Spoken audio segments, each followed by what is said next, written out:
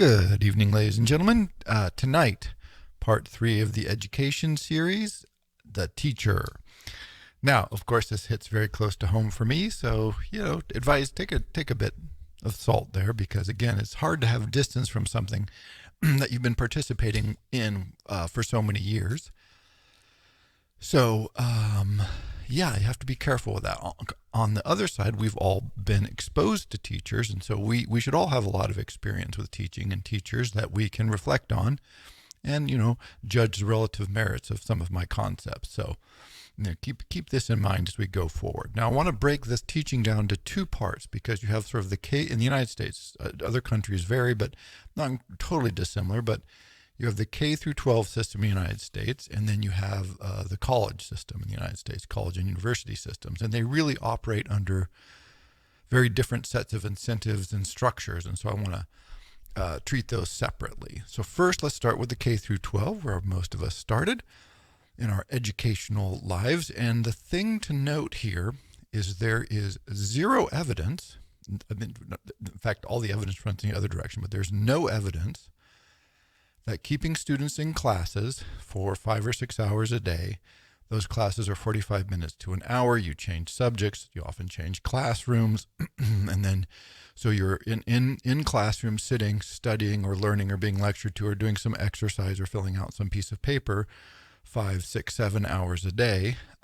There is zero evidence that this is beneficial educationally. What all of the research shows and shows very clearly is that a person who concentrates and is highly trained, so a highly trained person who is concentrating very carefully can learn effectively, take in new knowledge about, the maximum, the absolute maximum is about 4 hours in a day, but those hours cannot be consecutive. For even a very highly educated, highly motivated person, it's really more like 3 hours in 1 hour and a half segments. So you can, a highly educated adult human being who has been highly trained can focus and do creative learning or productive work, but really learning, taking in new ideas, new concepts, new capacities for about 90 minutes at a go. And then they have to take a break. One, they have to be in the right mental and physical state before they do that 90 minutes. And at the end of that 90 minutes or so, maybe 2 hours, they have to take a break. It's time to stop, take a break, refresh, and maybe an hour or 2 hours later, you can come back and do another hour, hour and a half. That is the absolute maximum for effective learning of new information, new ideas, new physical capacities if you're doing a sport or if you're learning to play a musical instrument or something, where it's physical agility and muscle memory that's being trained rather than something else. So, back that down now to someone in first, second, or third grade. These children have at most, this is very generous, at most 2 45-minute segments where they could possibly learn at any rate. Maybe 3 30-minute segments in a day, but certainly nothing more than that. If the day was structured very carefully to put them in the optimal state to learn for about 30 minutes at a go, you could maybe get 3 of those out of them. So when you think about the school day, the way it's broken up, the way it's structured, it's important to note that this has zero functional utility for teaching children anything. Now, it has all kinds of other functions. It's a great service for babysitting. So parents are at work, they need their children to be someplace. Well, they need to be in school, and they need to be at school for as long or close to as long as the parents are at work.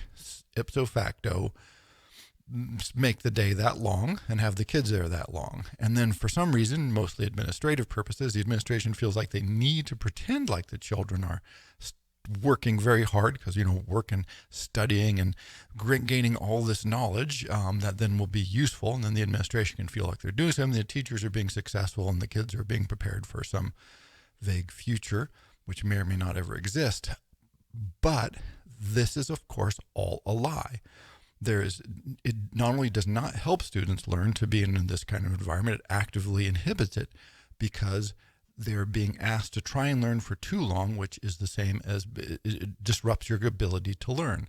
It absolutely negatively impacts your ability to memorize, to stay focused. And once you lose focus, of course, and they say focus some more, which now you're in this emotionally unhelpful feedback loop, all of which does not help the students in any way gain knowledge and, in fact, actively interferes with it. So you're a teacher in the United States. Again, you go through usually 4 years of higher education, and then you have to do further training and further years of higher education to get your teaching credential. And this varies. So states, we have 50 states, and they vary somewhat between what you need to do to acquire a teaching credential, but usually it's 1.5 to 2 years more of school and teaching experience that you have to receive. And again, it's very variable on how you get these. And if you do it all at the same school where you got your degree, a lot of times that's the case. A lot of people go to other schools. Sometimes you can do it concurrently. You can start teaching and getting your teaching experience while you finish the last few units of your degree. But basically, it's about 2 years equivalent of extra education. So it's equivalent of a master's degree. So it's a moderately heavy requirement for extended education to receive a teaching credential. And those credentials are usually only good for the state they're in, although some states have reciprocity and so on and so forth. I mean, a lot of complexity there, but it's a pretty serious investment on the part of the teacher. And one would like to think that they are like, oh, I want to learn. I love my subject. I love kids, so I want to help share my subject with kids, help students, make the world a better place. Yay. And then they arrive at a school, and because they're not, these are not stupid people, they immediately recognize, like, wow, this system is really not set up to educate children. I want to educate children, but this is not what the system is for. It has no investment in this, as it doesn't, basically, I think one way to think about the difference between K through 12 and college is in college, it's okay if you learn. The system doesn't oppose that. You don't have to learn anything, but the system is not opposed to you learning something. In K through 12, the system is actually set up in a way that it's very, very difficult for students to learn. It actively defeats their attempts to get an education in many instances. And so that is frustrating for teachers. And they talk about this. There's all these challenges and all these difficulties that they face when what they really want to do is help students learn. But the challenges here are almost overwhelming. Like one, as I mentioned, the schedule is completely 100% wrong. It is disabling for students' capacity to learn, particularly the younger students. Maybe by the time you're in high school, it kind of makes sense. But even then, you're in a rigorous schedule that even the most advanced thinkers cannot sustain and do productive learning. So, that's just, and so why would we think a high schooler should be able to do more than that? Well, they don't. Nobody is, it's a pantomime. And so you show up as a teacher and you go, oh, I want to help students learn, but then I realize there's all these administrative barriers and scheduling barriers and structural barriers, resource barriers to doing that. And it's sort of very frustrating. And so somewhere between 44, it depends on the study you look at. I think the most reliable number I could get is about 44%, but it might be as high as 50% of new teachers leave the field in 5 years. So again, when you think about having spent 2 years extra education beyond your bachelor's degree, again, that's variable, but roughly speaking, plus having to do a lot of student teaching, and you finally get to a place where, okay, now I can use my credential, I have a job, maybe I get health benefits, I'm getting a paycheck, maybe not a huge paycheck, but compared with spending money to get an education, that swing is pretty impressive, right? If you're spending negative $20,000 a year to go to college, and then you get a job that pays maybe $40,000 a year to start, that's a $60,000 a year swing to the good side. So, these are not insignificant kinds of things to think about.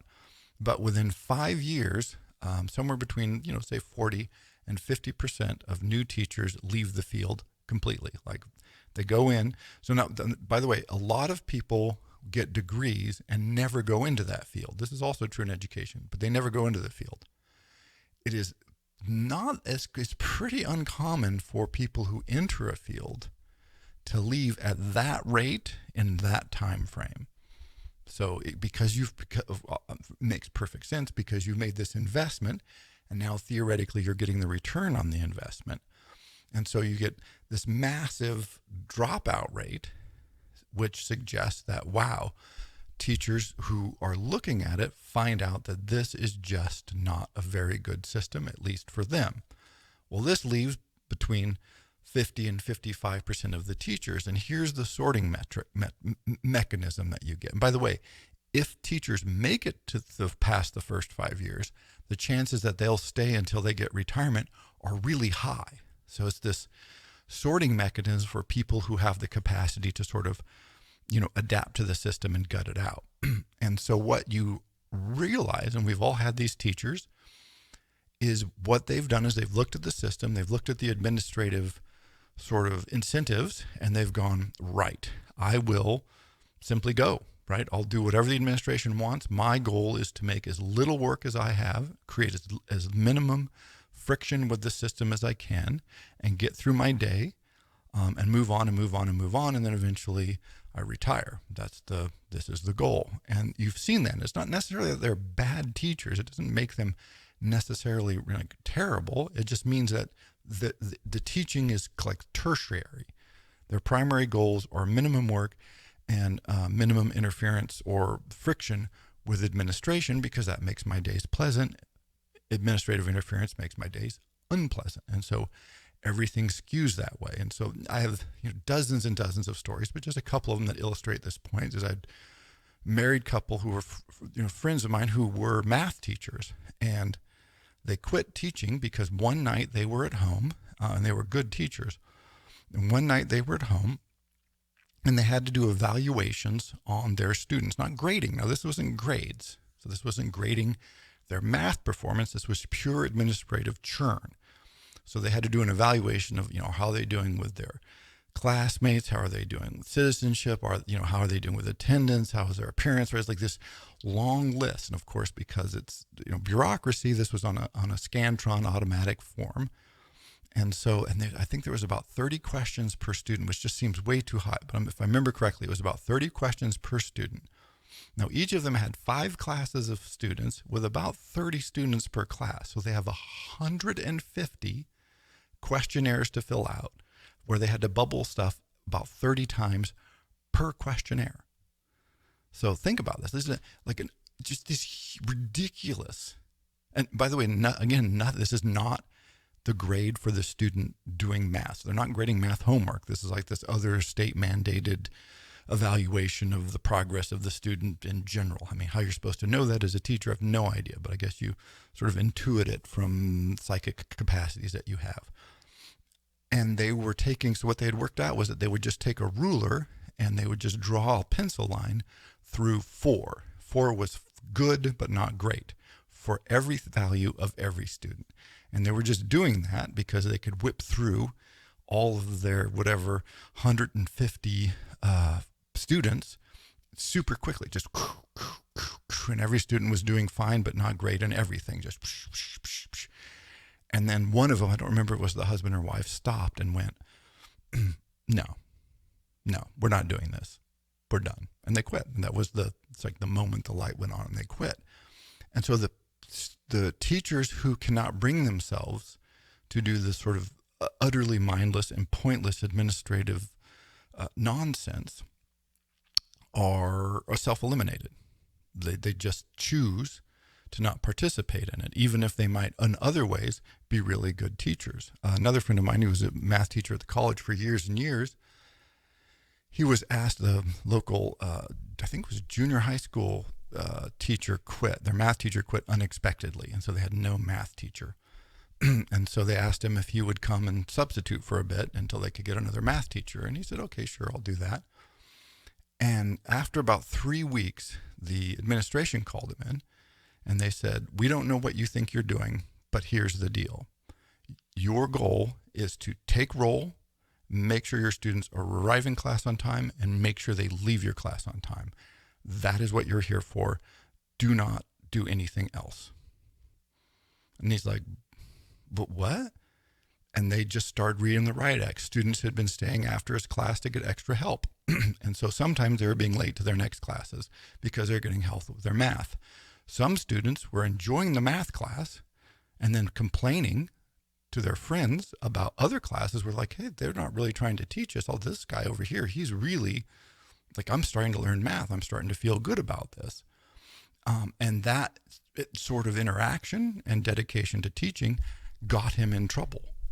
And so he had to quit because he's like, well, I guess if I can't teach math, if that's not why I'm here, I need to leave. And it's not to say that there aren't these good, dedicated teachers out there. There are. But what the sorting mechanism chooses for is basically two sorts of people.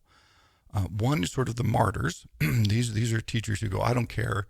I am going to teach and help the students regardless of what the administration does. And they sort of go on these long marches. And those are the percentage, I think, often that burn out also, because there's a certain number of teachers that, burn out like any field over time.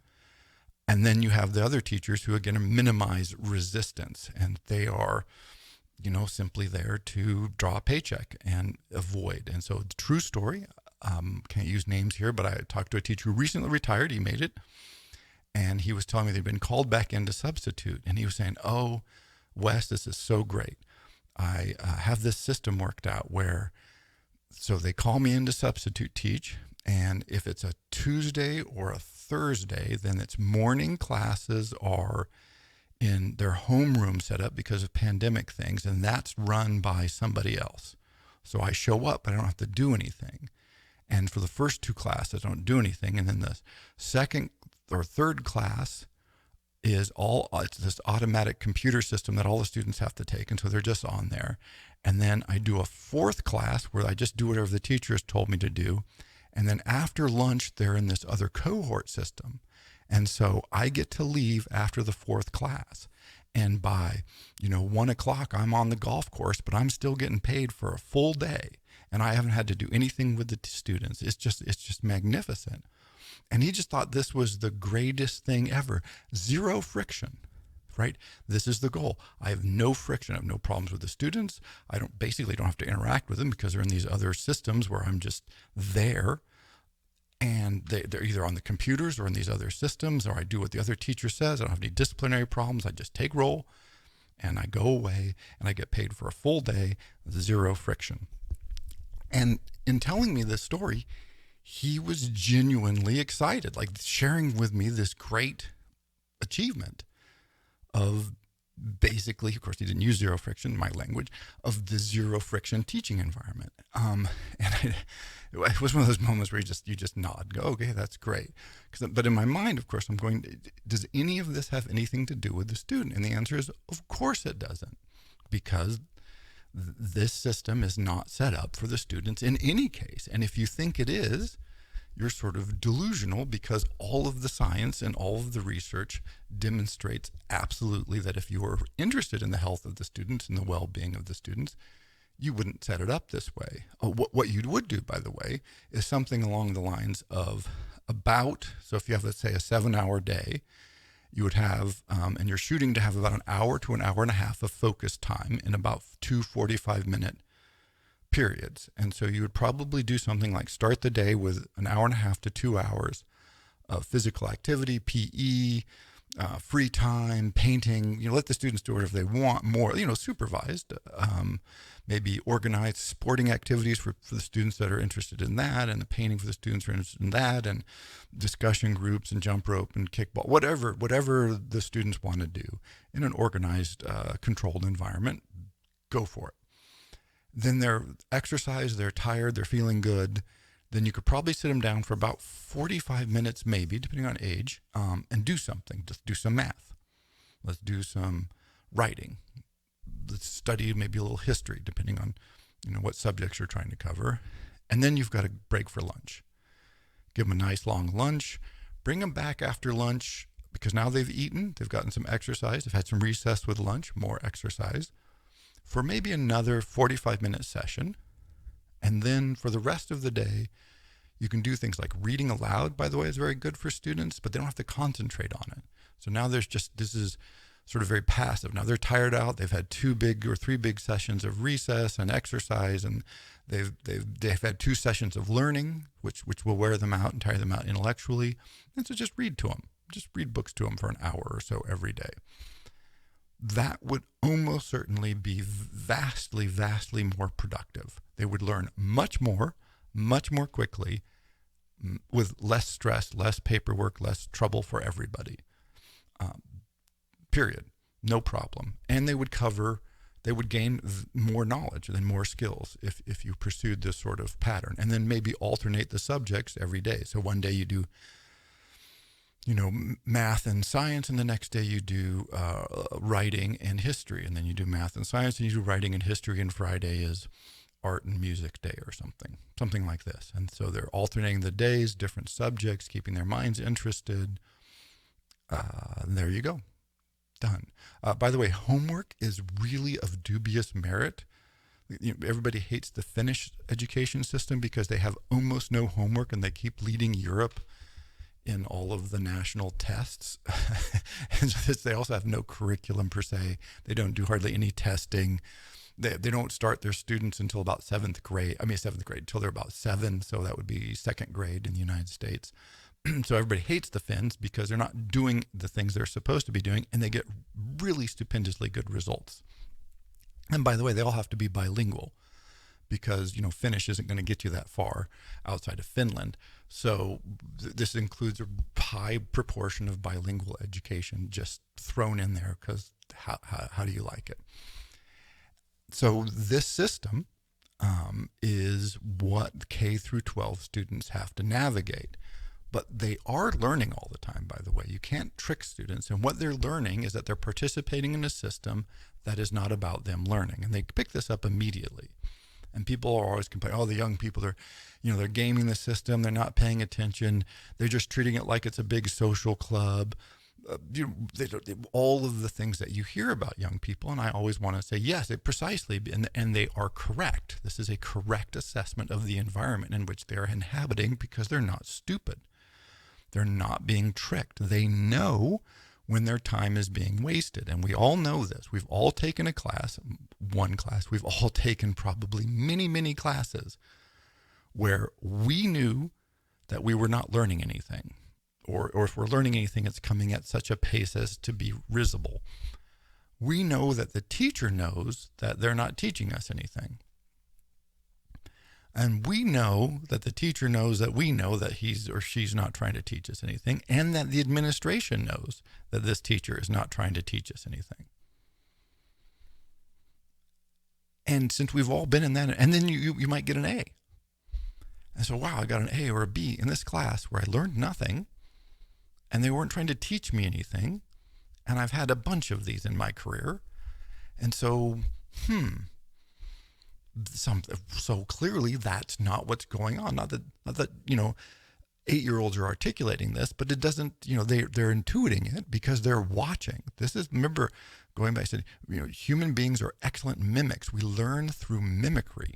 This is the way young people, we're just primates. Young primates learn by mimicking their elders. So young students are mimicking everybody around them that they can. And when they see adults who are paying no attention and don't really care, they mimic that because what else are they supposed to? This is the environment they're in. That person up there is the person in charge, and they don't care what I'm doing. And they certainly aren't interested in my learning. So why should I be interested in my learning?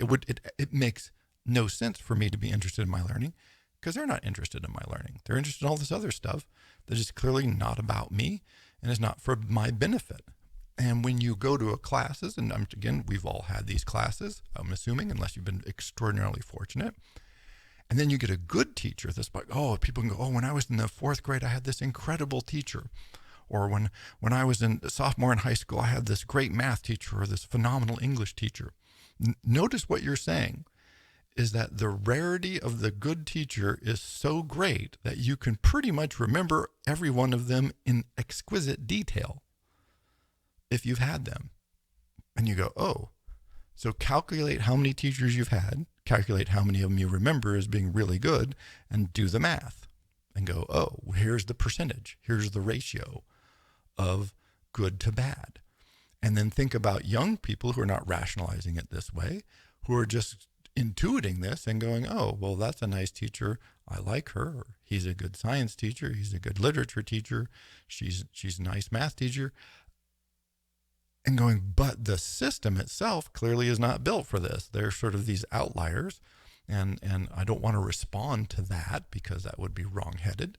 So I will pursue different interests. And if you're not interested in the educational component, which you shouldn't be given the structure of the educational system, what's left? Socializing. This is what else are you supposed to do? Here you are with several hundred other students roughly your age, and you're not interested in education because the system isn't interested in education. That leaves socialize, which is what primates like to do anyway. So it's not like a big push to get young people to do this, but there's really not much else to pursue. And so all of the other elements, the social aspects, come to be very much dominant, or very much more dominant than people like to think they should be. Why? Because it's what's left. You don't have any place to go in the school. There's like no hierarchy to climb. There's no achievement really when, 3/4 of your class gets an A for doing nothing. Achievement doesn't look all that groovy. Getting bad grades has a certain negative implication, but getting good grades is sort of a neutral. It's sort of a neutral thing because of grade inflation. And so, wow. How do you respond to those environmental factors? By basically ignoring the notion of what ostensibly is supposed to be going on in school and creating your own notion. Now, the problem with this, of course, is now you have a lot of young people who are taking all of their cues from other young people because they're not getting helpful cues from the adults around them, who are A, grossly outnumbered, of course, but B, who are in an environment where they're not able to give helpful cues. So instead of having mixed age, where we have adults who are successful, by the way, in the ancient world, we know the adults were successful because they were alive. So being alive meant success. And so if you mimicked them, your chances of success go way up. That's the traditional way. If you were if you move forward a few thousand years and you're sort of an intern or you're an apprentice to someone, the fact that that person is in business and not starving to death means they are successful. And so mimicking them is probably going to make you successful. Great. Fast forward to our system. Now I'm with a bunch of young people. We don't have anybody to mimic. Where all the people we could ape, we could imitate are gone. We're stuck with these people who we've worked out either consciously or unconsciously, depending on how old the students are, that, hey, they're not really trying to help me that much. Not that they're bad people or even bad teachers. It's just that the whole system is not set up for them to help you learn. So I'll just mimic the other people around me because those are the only people left, and particularly the slightly older students. And so you get all of this sort of social dynamics that people like to complain about at schools. But if you can ever give me an explanation of what else the hell the kids are supposed to do, I would love to hear it because I can't figure it out. So now you take those students and a certain percentage of them in the U.S., just say 40% or 50%, depending on how you want us to count, will go off to college. Big bonus here. So in college, completely different system. So first, always important to remember that in college, you're dealing with a subset of students who actually want to be there for some reason. Now, when you have a compulsory system, K through 12 system, a lot of the students really don't want to be there. And the older they get, the less they want to be there. So that's, it's much more difficult to deal with a population of people who don't want to participate than with people who do want to participate. So in college, it's much easier in some ways. But so you get this different cohort of students who actually theoretically at some level want to be there and sort of theoretically maybe potentially want to learn. And again, as I mentioned, the key thing with college is colleges are not, and universities are not actively opposed to education. They're not in favor of it. They're neutral. If some professor wants to teach and some students want to learn, that's great. K through 12 system, not so great, which we'll return to. But in college, the incentive is totally and completely against teaching. So they don't mind if you do want to teach. It's weird that you would want to do that. But the incentives are completely against teaching. So the famous phrase is publish or perish. And what they mean by this is publish or perish. So whatever current measure is being used for a long time, it was citation analysis and book publishing and article publishing, and it varies by field, like, how many reports are you co-authored, how many names are you on, these kinds of metrics. And they're all done by computer, by the way. Nobody has the time to read the articles that the people who are applying for jobs, who are up for tenure review, have written, because it would be too time consuming.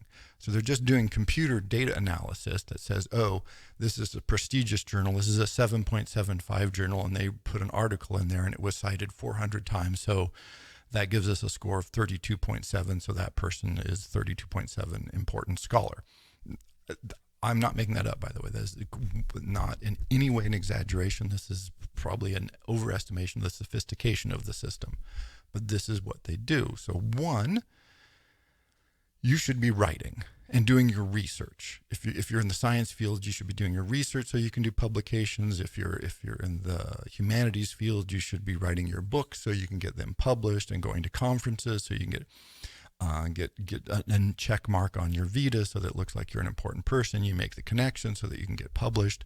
This is what you should be doing, because if you don't do that, you will not be granted tenure or given a promotion or even hired to begin with. So all of the incentives are there. Now, once you're hired, the incentives don't change that much even until you get tenure. So you really need to keep chipping away at that. So you got to keep publishing, keep writing, keep going to conferences, keep grinding it out. And it's very time consuming. But curiously, the college will invariably have lots of money available, or at least some money available, depending on the department you are, to go away to conferences. It always blew my mind. They're always sending me notices saying, oh, we have travel money. You should apply for it to go to a conference. And so what it was they would pay me, they would give me money to stop teaching, to cancel my classes and go someplace else and give a lecture or be on a panel or present a paper. And it just always baffled me. I thought you were paying me to teach students. Of course, I'm stupid. I'm the slowest one on the uptake on these things. No, they're not paying me to teach students. It's the last thing they want me to do. Theoretically they are, but really they aren't. Because they'll give me extra money above the money they're paying me to teach, to cancel my classes and go away so that I can get some conference or something, which they can put into their big database, which increases the score value of the college by 1/100th of 1/1,000,000%. But if you get enough of those and you go up by 3%, and hey presto, the administration is happy. So we've got to keep those folks out there grinding. So one, the incentive is not to work with students. In fact, basically the bar is pretty straightforward, which is the more interaction you have with students, the lower you are on the totem pole and the dumber you are, right? So because any smart, capable professor should get rid of their students as fast as possible. The other thing you should be doing is applying for grant money, because if you get grant money, the school loves you, because schools take 30, 40, or 50% of the grant off the top. So if I got a research grant for $50,000, the school would take $25,000, and that makes them happy.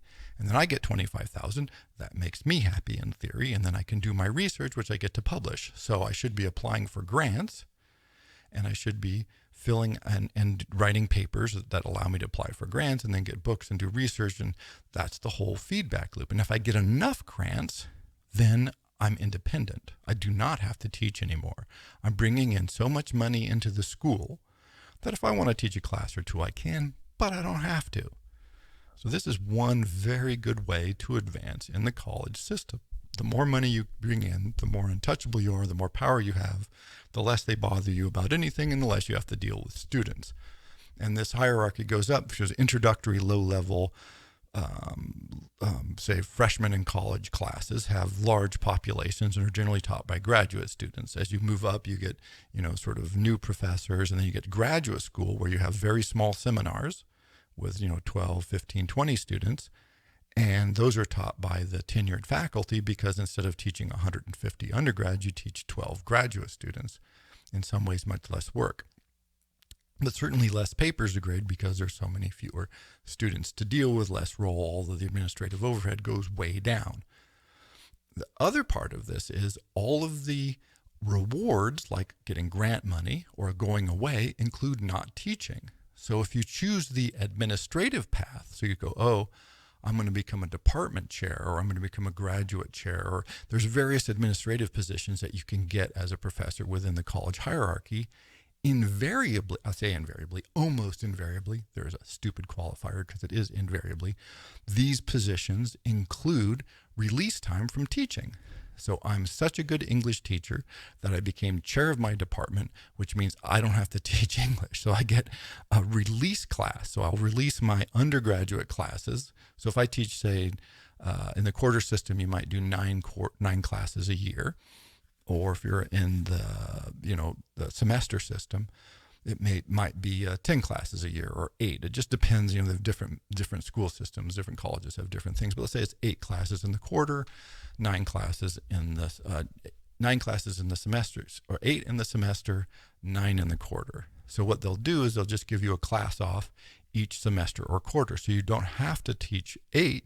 Now you go down to teaching 6, or you go from 9 to 6. So, that's a pretty big reduction in your teaching load. And then you foist off one of those classes onto your graduate students. And so you're left with maybe one graduate class and one other class a semester. So you're doing maybe 4 or 5 classes in a year. And then the rest of the time is release time for administrative purposes. And then you take a couple of weeks off because you get to do a paper presentation here and you got a grant money research to do there. And so if you're smart and you know what you're doing, you can get rid of about 75% of your teaching load, which is genius because it's a lot of work teaching students. Now, what's curious and I think grateful is a lot of professors really love their subjects and they want to teach them. And so despite the complete lack of incentive, and this is true also in the K through 12 system, but particularly I see this at the college and university level, that despite all the lack of incentive, these professors choose, because they love their students and they love the subject and they want to pass on their knowledge and they want to get students excited about learning, they'll keep teaching. They'll keep doing it. They'll make this happen. And it's sort of crazy and wonderful and sort of rejuvenates my belief in the goodness of humanity when you see this and you go, wow, this is a great professor. Why are they doing this? And if you talk to them, if you're in the system long enough as I was, you find out they only do it because they want to. Because if they didn't want to, they probably wouldn't have to. They could definitely go, I could become, a committee chair and be on the search panel for a new president and do this and do that. And before you know it, I wouldn't have to do a damn thing. And that's basically, and my career would be better for it, right? This wouldn't hurt my career. Everybody would say, wow, look at you. You're head of the department. Aren't you an important person? Oh, look, you got a bonus and you got raise and time off and you win, right? All the good things come with that. But they do it because they love it, which is amazing. And thank you to all the great professors out there that I've had over the years and all the other students I've encountered. But we've all encountered the other professors. My favorite one was when I was an undergraduate. He came in with notes that were so old and yellowed that every time he turned the page, they would just crackle and you were afraid they were going to break. So they were decades old.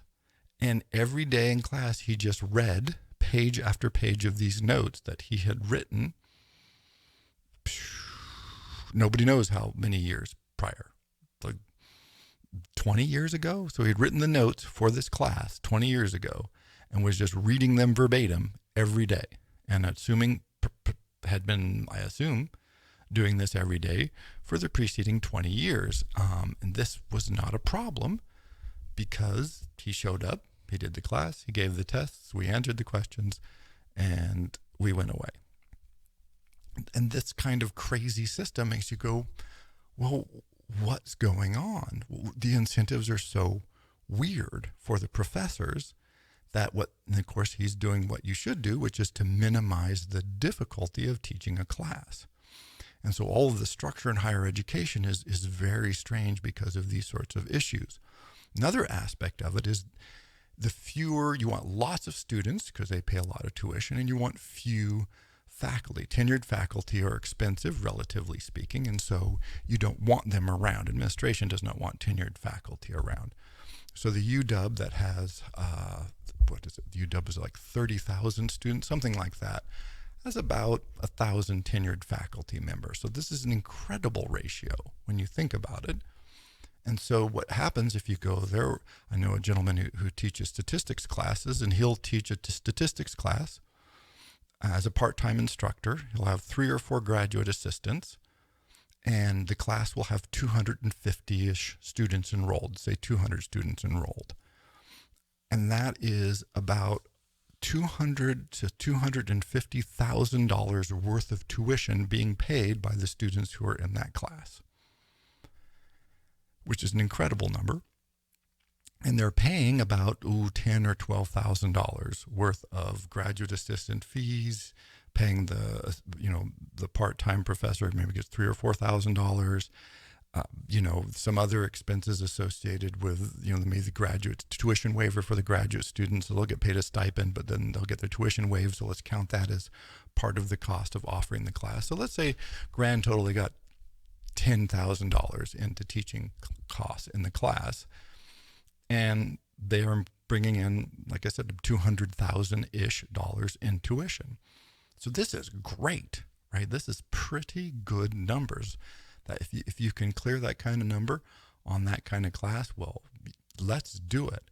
And so the emphasis, the input is always towards, let's have bigger and bigger undergraduate classes, and with fewer and fewer faculty having to teach them, so that we can maximize the return on the investment. Now, how this works is because most of the students don't really want to know statistics. So if you really want to learn it, you can work extra time with one of the graduate assistants, you can study a lot on your own, and you could learn it. But most of the students just have to have it on there to get whatever degree they're actually seeking, and so they don't really care. I mean, they would prefer it to be smaller, but since they don't really care about learning statistics, they just need to get through it. It doesn't bother them. And because the administration has other goals, again, besides the students learning, then this is just great because it generates a lot of free revenue to apply to other important things like administrative salaries. And so they think it's a win. And because the tenured faculty don't have to teach the classes, they're great with it because, look, there's 250 students they don't have to deal with. So forget that. Have the graduate students and the part-time people do those introductory classes that we don't want to do anyway. Very, very liberating. And I mean, perverse and strange, but liberating. Another aspect of this is the need to have the students continually make progress, because it's something the administration is very excited about. And this was coming in even when I was a graduate student. This was already a big push, is to say, we need our students to continually make progress. They're taking too long to graduate. They need to come in and get out, because apparently it's a factory. Again, not here for learning. We're here to grant degrees. And the fact that you could get a degree without learning seems to be fine. And so they really emphasize that students should never fail. I mean, if you want to fail a class, you're probably going to have to go out of your way much of the time. Indeed, this is what distinguishes a lot of courses like mathematics and calculus and biochem from some of the classes like the humanities. Somehow math departments have really maintained, in many cases, really maintained this sense of integrity of saying, no, this is calculus. You either learn it or you don't. If you don't learn it, you don't pass. And so they have these sort of sorting mechanism classes. Occasionally, English departments or these movements will come up to make really rigorous writing requirements to say, we don't want anybody to graduate here who can't write. And so we're going to make this, often they call it a W class or an intensive W class, something like that. And what they find out invariably is a lot of students aren't going to pass these classes, and so let's get rid of them. When I was at Indiana University, this was a huge problem until they gave the business school its own version of this class. And the business school is huge.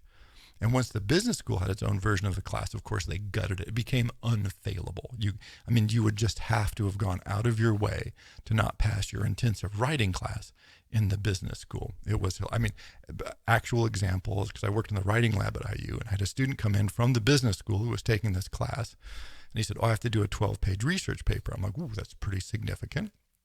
Because I guess it's your intensive writing business course. So sure, that makes sense. Let's knuckle down and get to work on this. And so he gave me the form, and it was cover page was page 1. The 1 paragraph executive summary was page 2.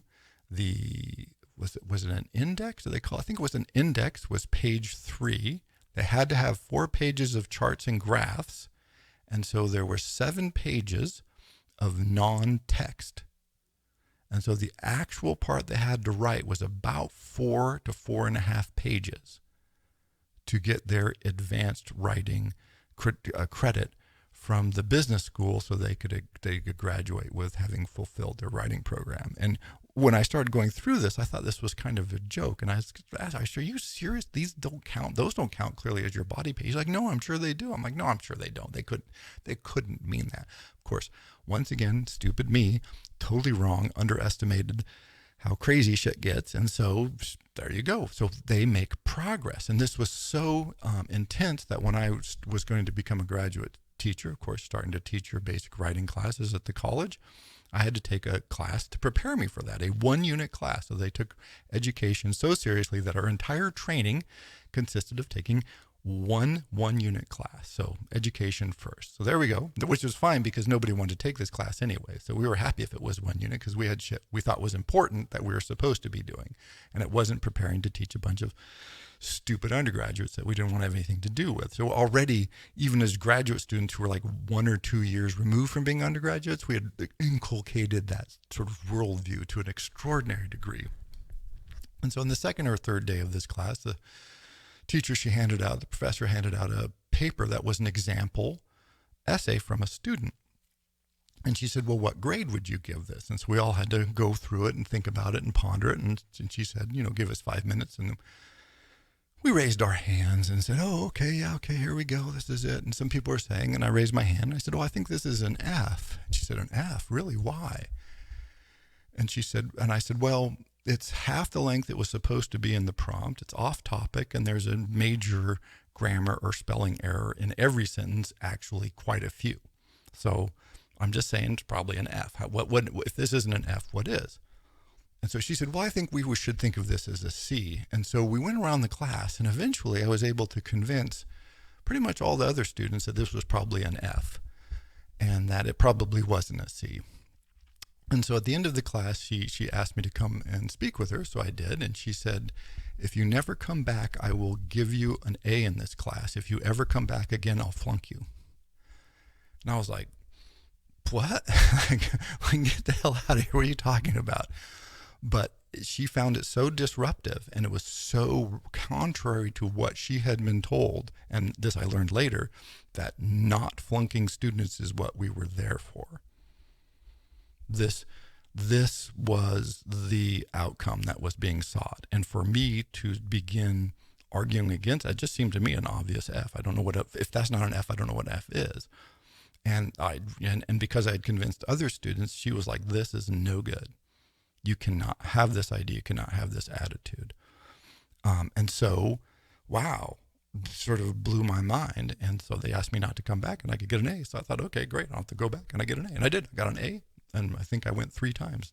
That was the 3rd class, or 2 times. Anyway, whatever number class that was, then I didn't have to go again. So that was my entire preparation for teaching, which is extraordinary, right? Which is hilarious, but true. And so the incentives, both in K through 12 and in higher education for teaching, is really bizarre. It's not necessarily what you would expect it to be.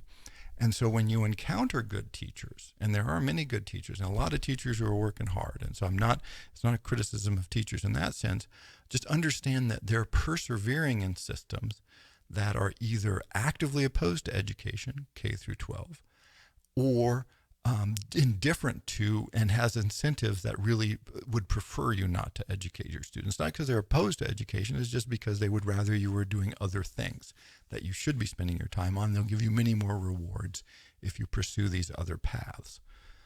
And to return for the conclusion to the K through 12, when I say actively opposed to education, and that sounds aggressive and sort of mean, but it is. It's true. Not just structurally, as I mentioned, but also subject-wise. And here's the problem with education, and one reason that the college system has it a little better, is anytime students begin to learn something, it's opening their minds and changing their ideas. This is learning. Right? You can't learn things without having some change. And change often causes controversy. and gets people upset. And so through the years, I've had many times school districts, other teachers, foundations reach out to me and say, hey, we would love to have a program for teaching philosophy to high school students or elementary school students or whatever. And these programs do exist. And I'm like, that's great, but I'm not the person to do that. And when we have these conversations, I don't want to be aggressive about it, but I just say, look, the most famous philosophical work in history, in the Western world at least, is, simply put, it is the Symposium by Plato, in which a group of older men get drunk, try to seduce each other, and argue about why 16 or 15 or 14-year-old boys are the best possible objects for your love. So we're probably not going to cover that. If we're going to do the golden age of Islam, then it's the Quran. We're just going to start with the Quran. That's the book. I mean, come on, let's be serious. You can't do working on all these great philosophers and thinkers in the golden age of Islam without talking about the Quran. Not going to happen. I mean, you can do it, but it would be preposterous. So we'll just throw out that entire tradition. Forget the Chinese Taoism. I mean, yeah. So as you think about all these great philosophical and intellectual traditions, what you run into is like, oh yeah, they're thinking within context and they're thinking ideas that are just going to upset people. And so let's just forget philosophy. That's the best thing to do, is to forget philosophy entirely, because you're almost certainly going to get in trouble with somebody at some point. And you can go almost subject by subject. Again, this is why, they're always having these problems with what books should you have students read in literary classes. Well, the problem is every great work of literature somewhat controversial. I'm trying to think of any. Let's read some Dostoevsky, because why not? I've been reading a lot of Dostoevsky lately, and he's just unbelievably great. But he's just crazy on every page. I don't know how you would teach him. People teach Moby Dick, apparently. That's a mad work. And so anytime you get into these, people get upset, they get offended, they get disturbed. It's like, right, education is in some ways a process of disturbance, of upsettedness, of mind expansion, of discomfort. This is really a major part of education. And when you have a system that does not want anyone at all costs to be upset because, well, now parents are going to come in, then you just avoid that. And so part of what you have to do is avoid, the educational part of education. And otherwise, big trouble is going to ensue. So when you think about teachers, think that they're operating, it's a kind of a different take and maybe a weird take, that they're operating in these systems that either actively oppose or pretty much are indifferent to the notion of students learning.